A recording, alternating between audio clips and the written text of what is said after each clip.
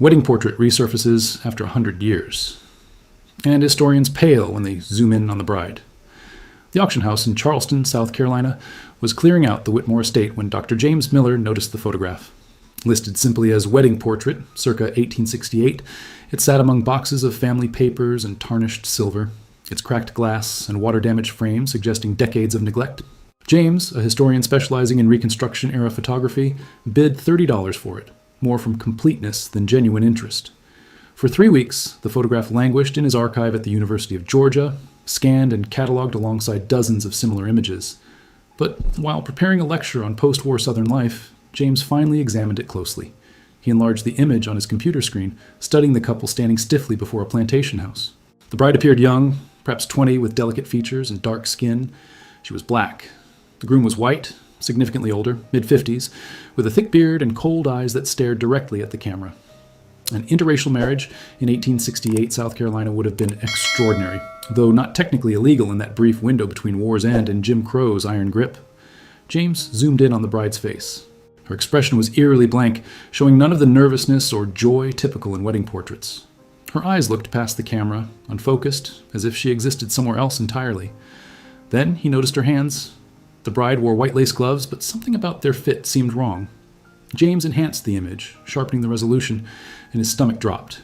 At her wrists, where gloves met sleeves, were dark marks, scarring that formed distinctive patterns. He had seen such marks before in photographs of formerly enslaved people. They were shackle scars, left by iron restraints used on prisoners and enslaved individuals. But this was 1868. The Emancipation Proclamation had been issued in 1863. The 13th Amendment abolishing slavery was ratified in December 1865. By 1868, slavery was illegal throughout the United States. So why did this bride have fresh shackle scars on her wrists? James leaned back, his mind racing. The scarring looked recent, the skin still darkened and raised, not the faded marks of old trauma. He studied the groom's cold expression, the plantation house looming behind them, the bride's empty stare. He examined her neck and found another mark, a line of scarring suggesting a collar had been worn there. This woman had been in bondage when this photograph was taken, 3 years after slavery was abolished. James reached for his phone with unsteady hands and called Dr.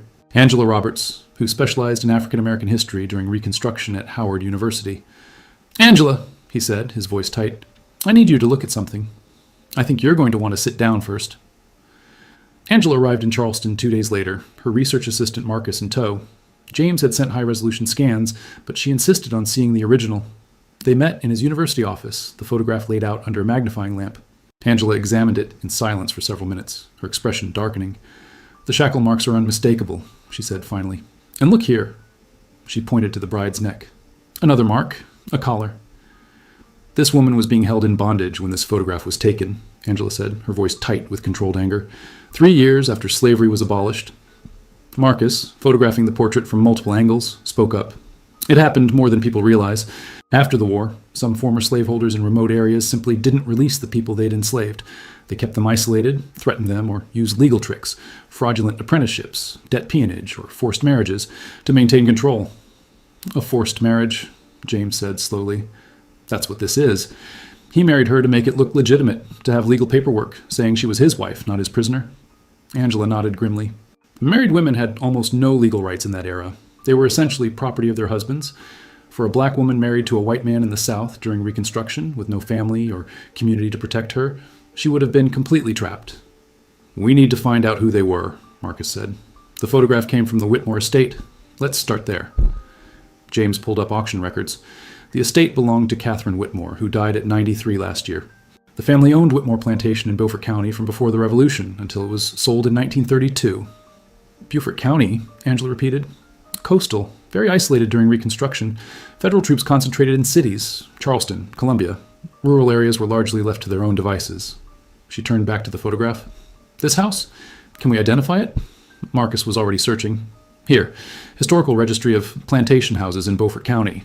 Whitmore Plantation, main house built 1820, burned during Sherman's March, but rebuilt in 1866. He showed them a photograph from the early 1900s. The architecture matched perfectly. "So this photograph was taken at Whitmore Plantation," James said, "which means the groom was likely a Whitmore." Angela stood, her jaw set. "We're going to South Carolina. I want to see the plantation records, property deeds, anything that might tell us who this woman was and what happened to her." "Well, Marcus spoke quietly. What if we don't find a good ending? Angela looked back at the photograph, at the young woman's scarred wrists and empty eyes. Then at least we'll make sure someone finally tells the truth about what was done to her. She deserves that much. The South Carolina Historical Society archives in Charleston held the Whitmore family papers, decades of correspondence, ledgers, and property records. Angela, James, and Marcus spent 2 full days searching through boxes for anything from 1868.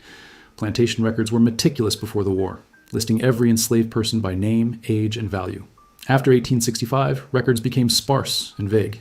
The 1866 ledger showed the plantation being rebuilt, with entries for laborers and workers, but no names. Marcus found the first real clue in personal correspondence. A letter dated March 1868 from Thomas Whitmore to his brother Robert in Atlanta. The situation here remains difficult. The freedmen are unreliable and leave without warning. I have taken measures to secure stable labor for the planting season. You need not worry about my household arrangements. Everything is legal and properly documented, though I expect some may question my choices. Let them question. A man must do what is necessary to preserve what is his. Secure stable labor, Angela read aloud, her voice sharp. And properly documented. He's talking about the marriage. James found the next piece, a notation in the plantation ledger from June 1868. Marriage license obtained, Beaufort County Courthouse. Witnessed and recorded. They actually filed it legally, James said, disbelief in his voice. Of course he did, Angela replied bitterly. Make it legal so no one can accuse him of holding her against her will? Who's going to investigate a man's relationship with his own wife? Marcus was searching through another box. Here, a letter from a neighbor, dated August 1868, to Thomas Whitmore. Dear Thomas, I feel compelled to express my concerns regarding the young woman residing at your plantation. Several of my field hands have reported hearing distressing sounds, and there are rumors that cause me considerable unease. While I understand these are difficult times, I urge you to ensure that all your arrangements are truly voluntary and legal. We cannot afford to give the federal authorities any cause for intervention. Signed, Jonathan Hartley. Someone noticed, James said. Someone tried to say something. But not enough, Angela replied, reading Thomas Whitmore's response. Your concerns are noted but misplaced. My wife and I conduct our private affairs as we see fit. I suggest you attend to your own household and cease spreading malicious gossip. The word wife mocked them from the page. The Beaufort County Courthouse records from 1868 had been digitized. Marcus pulled them up, searching marriage licenses from June. There it was. Thomas Whitmore, age 51, planter. To Sarah, age 19, Negro, spinster. No last name given for the bride. Just Sarah. No surname, no family listed, no history, Angela said quietly. Just a first name, as if she appeared from nowhere. But now they had something to search for. Marcus began searching through Freedmen's Bureau records, the federal agency established to help formerly enslaved people transition to freedom. If Sarah had been enslaved at Whitmore Plantation before the war, there might be records. 2 hours later, he found it. A registry from 1865, listing people emancipated from Whitmore Plantation. Sarah, female, approximately 16 years old, house servant. Angela felt a chill. Sarah had been enslaved at Whitmore. She had been freed in 1865, and 3 years later she was back there, married to her former enslaver, wearing shackles under her wedding dress. The Freedmen's Bureau records painted a clearer picture. In January 1866, Sarah appeared on a registry in Charleston, living in a freedmen's settlement and working as a laundress. The record noted she could read and write, unusual for someone who had been enslaved. By April 1866, there was another entry. Sarah, formerly of Whitmore Plantation, seeking assistance to locate family. Mother, Dina, sold to Georgia, 1859. Father, unknown. Siblings, Brother James, last known location, Mississippi. She had been trying to reunify with her family, like thousands of other newly freed people. Then the record stopped. No more entries for Sarah after April 1866 until the marriage license in June 1868. 2 years of silence. Angela contacted colleagues who specialized in Reconstruction violence and labor coercion. The stories were horrifying, but not surprising. Former slaveholders used various methods to force black people back into servitude: fraudulent debt contracts, false arrest and convict leasing, kidnapping, and outright violence. Isolated young women were particularly vulnerable, explained Dr. Patricia Henderson at Duke University. If they had no family nearby, no community protection, they could simply disappear. Some were told they owed debts for their childhood upbringing. Others were grabbed off the streets and taken to remote plantations where no one could hear them. Angela shared the photograph with Patricia, who studied it carefully. The wedding dress is too fine for what a freed woman could afford, but not elaborate. This looks like a dress made specifically for this photograph. He wanted documentation that looked respectable. James had been researching Thomas Whitmore. The man had been 48 when the war ended, unmarried, bitter about the Confederacy's defeat. His father and 2 brothers had died in the war. The plantation was his entire world. "I found his probate records," James said. "He died in 1891, age 74. In his will, he left a small parcel of land and $500 to my faithful wife, Sarah, should she survive me." "Did she survive him?" Marcus asked. James shook his head. "There's a notation. Wife deceased 1873. That's all. No details about her death, no burial location." Sarah had died at approximately 24 years old. 5 years. She had survived only 5 years of that forced marriage. Marcus found a newspaper article from the Beaufort Republican, dated March 1873. Tragic death at Whitmore Plantation. Mrs. Sarah Whitmore, wife of prominent planter Thomas Whitmore, died suddenly on Tuesday last. The cause of death is reported as fever. Mrs. Whitmore was known to be of delicate constitution. She is survived by her husband. Funeral services will be private. "Fever," Angela said flatly. "How convenient." "There's no death certificate on file," James added. "Either it was never filed or it's been lost." They sat in silence, looking at Sarah in her wedding dress, her wrists scarred, her eyes empty. A young woman who had survived slavery, tasted freedom, tried to find her family, and was dragged back into captivity through a legal document that called itself a marriage. "Someone else must have known," Marcus said. "That letter from the neighbor, Hartley. He suspected something. Were there other letters? Other people who noticed?" Angela searched through remaining Whitmore correspondence. In a bundle from 1870, she found something that made her pause. A letter from Elizabeth Hayes, addressed to Thomas Whitmore. "Sir, I am writing on behalf of the Ladies' Aid Society. We have heard distressing reports about the condition of your wife. Christian charity compels me to request that you allow our society to visit your home and ensure Mrs. Whitmore's well-being." Thomas Whitmore's response was curt. "Madam, your interference in my private affairs is neither welcome nor warranted. My wife is well cared for and has no need of your society's intrusions." Someone had tried. Someone had known something was wrong and attempted to intervene. But Thomas Whitmore had shut them out, and Sarah remained trapped. "We need to find the Ladies' Aid Society records," Angela said. "If they noticed enough to write to him, they might have documented more." The records of the Beaufort Ladies' Aid Society were stored in the town's historical museum. The society had been formed in 1866 by Northern women who came south during Reconstruction to help establish schools and provide aid to freed people. The society's secretary had been meticulous. Every meeting was recorded, every charitable visit documented.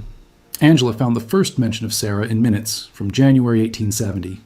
Mrs. Elizabeth Hayes reported on a matter of concern. She has received information from a Negro servant regarding a young colored woman married to a white planter who may be in distress. The next mention came in March 1870. Mrs. Hayes reported that Mr. Whitmore declined our offer of assistance. The matter was tabled. Then, in June 1870, an entry that made Angela's hands tremble. A Negro woman named Dina, seeking her daughter Sarah, came to our office. She had recently arrived from Georgia, and through the Freedmen's Bureau, located information that her daughter might be in Beaufort County. Sarah's mother. She had found her daughter. She had come looking for her. Marcus was already searching ahead through the Ladies' Aid Society records. Here, July 1870.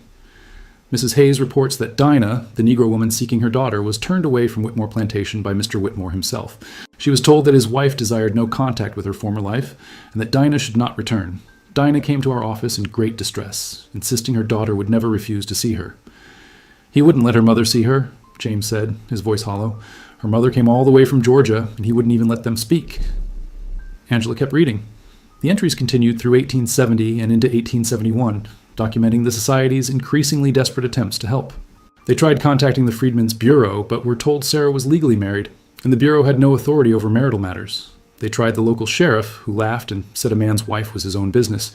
They attempted to have a minister visit, but Thomas Whitmore refused. Dina appeared repeatedly in the records, staying in Beaufort, taking whatever work she could find, hoping for a chance to see her daughter. In October 1871, she convinced a delivery man who brought supplies to the plantation to carry a letter to Sarah. The man reported that Mr. Whitmore intercepted all mail. In December 1871, Dina tried to approach the plantation at night. She was caught by men Thomas Whitmore employed, beaten, and threatened with arrest if she trespassed again. The last mention of Dina was March 1872. Dina has left Beaufort, destination unknown.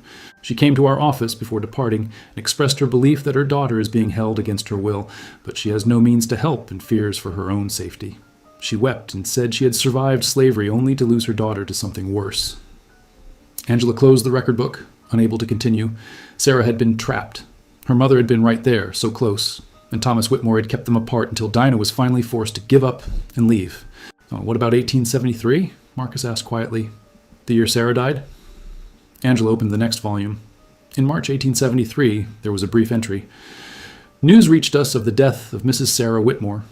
Mrs. Hayes expressed deep sorrow and stated that she believes the young woman's death may not have been from natural causes. However, as no autopsy was performed, and Mr. Whitmore has made the funeral private, there is no means to investigate. We have failed this young woman.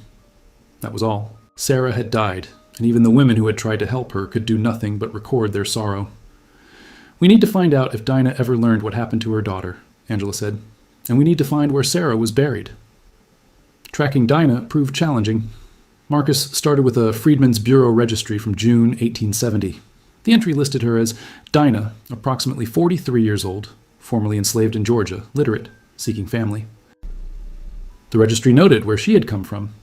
Emancipated from Thornton Plantation, Wilkes County, Georgia, 1865. James contacted colleagues at the University of Georgia. Within 2 days, they had found Dinah in the Thornton Plantation slave schedules from 1860. Dinah, female, age 33, house servant. One child, Sarah, age 7. The schedule also included a chilling notation. Child Sarah sold to South Carolina buyer, 1859. Sarah had been 6 years old when she was sold away from her mother. Census records showed Dinah's path after she left Beaufort in 1872. She appeared in the 1880 census in Atlanta, working as a laundress, living in a boarding house with other black women. By 1900, she was in Birmingham, Alabama, listed as a widow and working as a cook, living with a family named Johnson. The 1910 census showed Dinah, now listing her age as 83, still in Birmingham, still working despite her age. She was living with a younger woman named Mary Johnson and Mary's children. Dinah died in 1914, according to a death certificate Marcus located through Alabama Vital Records. She was buried in Birmingham's Elmwood Cemetery, in the section designated for black burials. The cause of death was listed as pneumonia. She was approximately 87 years old. She lived 41 years after Sarah died, James said quietly. She must have carried that grief for 4 decades. Angela made arrangements to travel to Birmingham. If Dinah had lived with the Johnson family, there might be descendants who knew her story. It took 3 weeks, but Marcus finally located a great-granddaughter of Mary Johnson, a woman named Patricia Collins, who lived in Atlanta and was active in genealogy circles, researching her family's history. When Angela called and explained what they had discovered, Patricia was silent for a long moment. My grandmother told me about Dinah, Patricia said finally. She lived with our family for years, helped raise my great-grandmother Mary. Grandma said Dinah was the kindest woman she'd ever known, but there was always a sadness in her. She used to talk about a daughter who had been taken from her during slavery, a daughter she'd tried to find after the war but couldn't save. Did she ever tell you her daughter's name? Angela asked. Sarah, Patricia said. Her name was Sarah. Dinah said she'd found her, but by the time she did, it was too late. She said her daughter had been trapped by a white man who claimed to be her husband, and that he'd killed her eventually, though no one would call it what it was. Grandma said Dinah cried every year on what she thought was Sarah's birthday. Angela felt tears burning in her eyes. We found a photograph of Sarah on her wedding day. We can see the shackle marks on her wrists. Patricia's breath caught. You found proof? Yes, and we're going to tell her story. We're going to make sure people know what was done to her and that her mother spent years trying to save her. Can you send me the photograph? Patricia asked. I'd like to see her. Dinah kept one thing with her always, a small piece of cloth she said Sarah had embroidered when she was little, before she was sold. It's all she had left of her daughter. I have it now. I'd like to finally see Sarah's face. Angela promised to send the photograph. But first, they needed to find one more thing, where Sarah was buried. Finding burial records from 1873 in rural South Carolina proved nearly impossible. Church records were incomplete, and many plantation owners buried black workers in unmarked graves on their own property, keeping no official documentation. Thomas Whitmore's probate records mentioned no family cemetery, and local church records showed no burial for Sarah Whitmore in March 1873. The Ladies' Aid Society records finally provided a clue. In April 1873, a month after Sarah's death, there was an entry. Mrs. Hayes reports that she spoke with the Negro man Jacob, who works at Whitmore Plantation. He stated that Mrs. Sarah Whitmore was buried in the old slave cemetery on the north edge of the property, not in the family plot. He expressed that this was wrong and shameful, but he had no power to change it.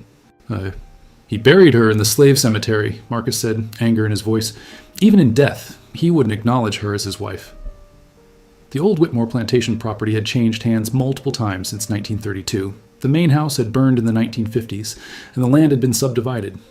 Part was now a housing development, part was farmland, and a section had been preserved as a nature preserve. James contacted the County Historical Preservation Office. A young woman named Courtney worked in land records and was immediately interested. There are several old burial grounds scattered across what used to be plantation properties, she explained.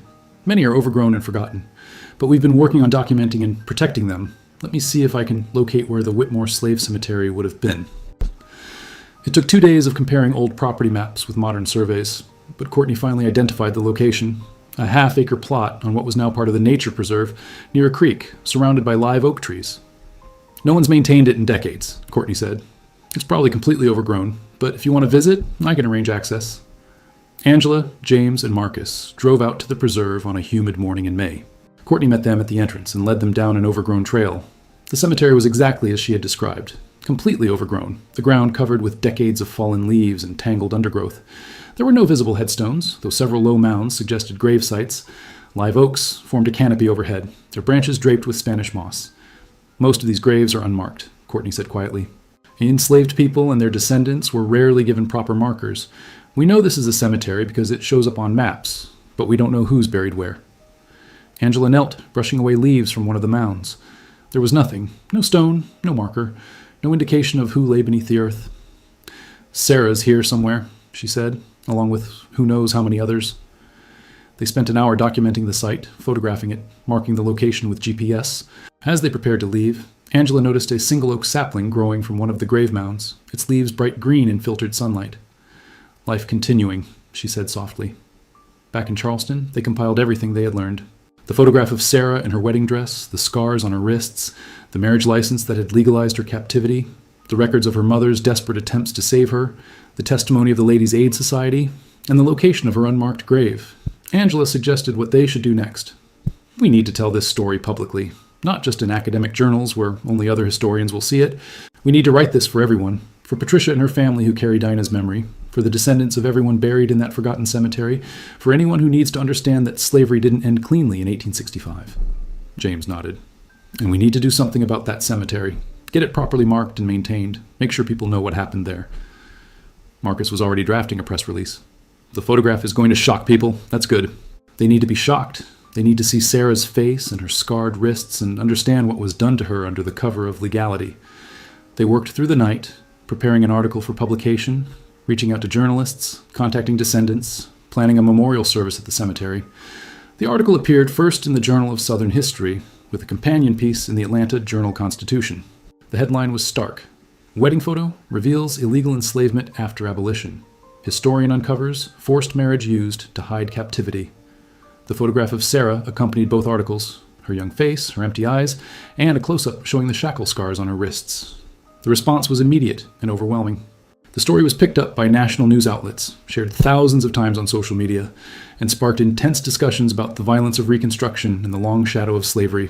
Patricia Collins, Dina's descendant, gave interviews about her great-great-grandmother's lifelong grief. She shared the piece of embroidered cloth that Dina had kept, a small square of faded fabric with careful stitches forming a simple flower pattern made by Sarah's hands when she was a child. This was all Dina had of her daughter, Patricia told reporters, holding the fragile cloth carefully. She carried it with her for nearly 50 years, and now finally people will know why. The Beaufort County Historical Society announced plans to establish a memorial at the old slave cemetery where Sarah was buried. Donations poured in from across the country, money to clear the overgrown site, install markers, and create an information board telling the stories of those buried there. Legal scholars wrote about how forced marriage had been used as a tool of continuing exploitation. Historians found other similar cases, at least a dozen documented instances of formerly enslaved women forced into marriages with their former enslavers in the years immediately after abolition. Sarah's story was no longer hidden. It was being told, being taught, being remembered. 6 months later, on a clear October morning, more than 200 people gathered at the restored cemetery on what had been Whitmore Plantation. The overgrown site had been cleared, the graves marked with simple stones, and a memorial wall erected listing the names of those known to be buried there. At the center stood a larger monument dedicated specifically to Sarah. It bore her photograph, not the wedding portrait, but the only other image Patricia had been able to find, a small daguerreotype showing Sarah as a young girl, smiling. Beneath it, an inscription read, Sarah, born approximately 1848, died 1873. Daughter of Dina, survived slavery, sought freedom, was stolen back into bondage through forced marriage. Her mother never stopped searching for her. May her story remind us that justice delayed is justice denied. Angela stood before the crowd, holding the wedding photograph. This image almost disappeared into obscurity, she said. It survived by chance, stored in an attic, sold at auction, nearly overlooked. But Sarah's story deserves to be told, not just for historical record, but because it reveals a truth we must face. The violence of slavery did not end with emancipation. It continued in different forms, hidden behind legal documents and respectable facades. Patricia stood beside her, holding the piece of embroidered cloth. My great-great-grandmother Dina carried this for nearly 50 years. It was all she had of her daughter, all she could hold on to. She died, never knowing if anyone would remember Sarah, if anyone would care what happened to her. She looked out at the crowd, tears streaming down her face. But we're here today. We remember. We care. And we're telling the truth. James spoke about the research process, about how one photograph had led to boxes of documents, to hidden stories, to a network of women who had tried to help Sarah and failed. The Ladies' Aid Society tried. Dina tried. Neighbors suspected and some spoke up. But the law protected Thomas Whitmore. The law said Sarah was his wife, and what happened between husband and wife was private. The law was wrong. Old Marcus read from the Ladies' Aid Society records, from Dina's pleas, from the letters of concern that went unanswered. Each word was a testament to Sarah's humanity, to her mother's love, to the injustice that had stolen her life. The ceremony concluded with a moment of silence, followed by the planting of a young oak tree beside Sarah's memorial stone, life growing from grief, memory taking root. As people dispersed, many paused at the memorial wall, reading names, touching stones, standing in quiet reflection. Some left flowers, others left notes, messages to those buried there, promises to remember. Angela watched Patricia kneel beside Sarah's stone, placing the embroidered cloth at its base. It would be preserved later, protected under glass, but for this moment it lay on the earth, connecting mother and daughter across a century and a half. Do you think it's enough? James asked quietly, standing beside Angela. Telling her story, building this memorial, is it enough? Angela was silent for a moment, watching sunlight filter through the oak trees, illuminating the stones. It's not enough to erase what was done to her. Nothing could be, but it's something. It's the truth, finally told. It's Sarah being seen as a person, not property. It's Dina's grief being honored. It's a record that will outlast us all. She looked at the wedding photograph in her hands, at Sarah's scarred wrists and empty eyes. And maybe it helps ensure that we don't forget how easily injustice can hide behind legality, how important it is to question what we're told is lawful and right. Marcus joined them, his camera in hand. He had documented the entire ceremony, capturing faces, moments, the memorial itself. This will be archived, he said. Students will learn about Sarah. Her story will be taught.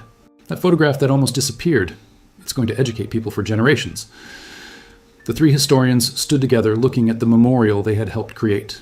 It had started with a photograph noticed by chance, a detail that made them look closer. It had led to months of research, painful discoveries, and ultimately to this, a place of remembrance, a story told, a life acknowledged. Patricia approached them, her eyes red, but her expression peaceful. Thank you, she said simply, for seeing her, for caring enough to find the truth, for giving Dina's grief a voice even after all these years. Thank you for sharing her story with us, Angela replied, for trusting us with it. As they walked back toward the parking area, Angela looked back one last time at the cemetery. The memorial stone stood strong, Sarah's young face smiling from the daguerreotype, surrounded by flowers and notes and the promise that she would not be forgotten. The wedding photograph had revealed a terrible truth. But in revealing it, it had also restored something precious. Sarah's humanity, her history, her rightful place in the story of America's long struggle toward justice. She had been invisible in life, trapped and silenced. But in death, finally she was seen. She was heard. She was remembered. And that, Angela thought, was the least they could do. The very least, and perhaps the most important thing of all.